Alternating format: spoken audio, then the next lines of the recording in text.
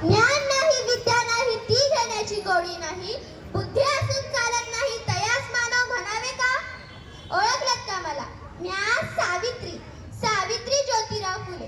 सातारा जिल्ह्यातील खंडाळा तालुक्यातील नायगावच्या खंडोजी नवसे पाटलांची मी कन्या.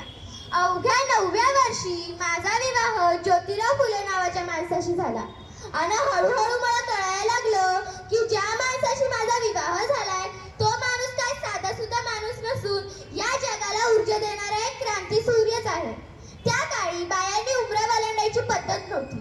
बाईच्या जातीनं कसं आपण बरं, आपलं घर बरं आणि घरातली माणसं. त्या काळी स्त्री पुरुष उच्च नीच असा लय भेदभाव होता. पण त्या सर्वावर एकच उपाय होता, ते म्हणजे शिक्षण. शिक्षणाचा ध्यास हा एकच खूण ज्योतिराव फुले यांच्या मनात होता. एकदा शिक्षणाचा प्रसार करत असताना पराण नावाच्या ब्रिटिश मॅडम त्यांना म्हणाल्या, मिस्टर फुले, तुम्हाला शिक्षणाचा प्रसार करायचा आहे ना? So educated woman will be first educated woman will be full house educated. पण तुम्ही माणसं वुमनला घराच्या बाहेरच पडू देत नाही. सो बॅड मिस्टर फुले.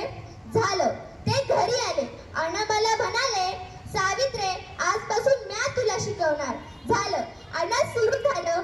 काना मात्रा आकार उकार वेक्य बे बेदुने चार बेत्रिक सहा हा त्यास मी लिहायला आणि वाचायला शिकले. आणि हळूहळू काव्य सुद्धा रचू लागले. आणि अशातच 1 जानेवारी, होय शनिवारी 1 जानेवारी 1848 रोजी पुण्यातील भिडेवाड्यात आम्ही पहिली शाळा उभारली. आणि मी पहिली मुख्याध्यापिका आणि शिक्षिका सुद्धा.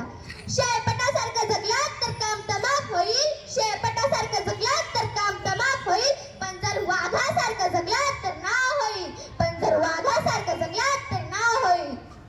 अहो, पण समाजाचा मात्र धर्म बुडाला म्हणून कोल्हेगोळी सुरू होती.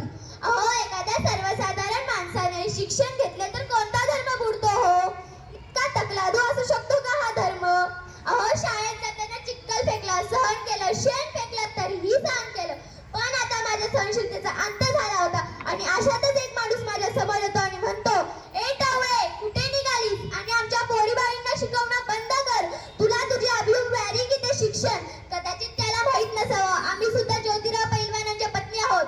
अशी घेतली आणि सनकंदाच्या खाली बजावून सांगितलं, आज आलायस, थोबाड फुटलंय, पण जर पुन्हा आलास तर तुझ्या रक्ताने ही धरती रंगवेल. स्त्री कोणत्याही जाती वा वाद धर्माची असो, ती अत्याचाराला नेहमीच बळी पडत आली आहे. अहो, एखाद्या स्त्रीचा नवरा वारला तर तिने सती जायचं. अहो, एखाद्या स्त्रीचा नवरा वारला तर त्यात तिचा काय दोष? आणि यासाठीच आम्ही काम केलं. अहो, इंग्रज सरकारने सतीबंदी सुरू केली. होय, सतीबंदी सुरू केली. आणि अशातच आम्ही विधवा महिला काशीबाई यांच्या मुलाला म्हणजेच यशवंताला दत्तक घेतले. त्याच्या तुरुतुरु चालणाऱ्या आमचं अंगण कसं फुलून जायचं, त्याला वाढवलं, मोठं केलं आणि डॉक्टरही बनवलं. अहो, आणि अशातच पुण्यात प्लेगची साथ पसरली. लोक कमरेत गोळ्या येऊन धडाधडा पडू लागली. आणि मी यशवंताला सांगितले, यशवंता, आपल्याला हॉस्पिटल उभारायचे आहे. यशवंताने हॉस्पिटलही उभारले. आम्ही सर्व रोगींचे उपचार करत होतो. पण प्लेग हा संसर्गजन्य रोग होता, त्यामुळे तो कधी ना कधी मलाही होणार होता. पण मुळीच आम्ही जगलोय त्या समाजासाठी. मग जर या समाजासाठी आम्हाला मरण पत्करावे लागले तर मरणास स्वागत आहे. अहो, सावित्रीची सावित्रीबाई झाले, सावित्रीबाईची सावित्री मायाही झाले. आणि बघता बघता आमच्या 18 शाळा देखील झाल्या. अहो, म्हणून म्हणे, विद्येविना मती गेली, मती विना नीती गेली, नीती विना गती गेली, गती विना वित्त गेले आणि वित्तेविना शूर खचले. म्हणून मुलींना शिकवा आणि या देशाची साक्षरता वाढवा. अहो, एक मुलगा शिकला ना तर तो एकटाच शहाणा होतो, एक मुलगा शिकला ना तर तो एकटाच शहाणा होतो, पण एक मुलगी शिकली ना तर ती संपूर्ण घराण्याला शिकवते, पण एक मुलगी शिकली ना तर ती संपूर्ण घराण्याला शिकवते. म्हणून मुलींना शिकवा, मुलींना वाचवा आणि या देशाची साक्षरता वाढवा.